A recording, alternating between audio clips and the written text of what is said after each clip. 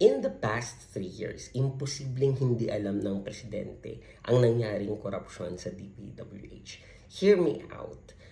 Bago pa man dumating sa kamay ng mga politiko, ng mga contractors at ng mga DPWH officials ang pera ng taong bayan, ilang beses niyang dadaan sa kamay ng presidente. Una, during budget season, ang mga departments under the Office of the President ay magkakaroon ng proposal sa DBM or Department of Budget and Management.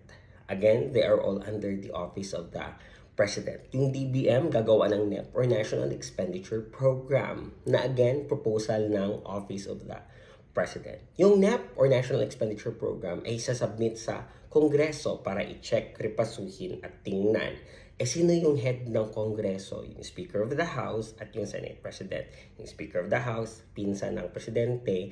Yung Senate President, kaalyado ng Presidente. Pagkatapos sa Kongreso, ito ibabalik sa Office of the President para sa pirma ng Presidente. Pwede niya itong i-veto kung hindi niya gusto or pwede niya itong aprubahan.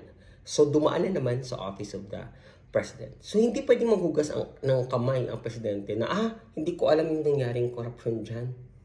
Anong ginawa niya for the past 3 years? Natulog.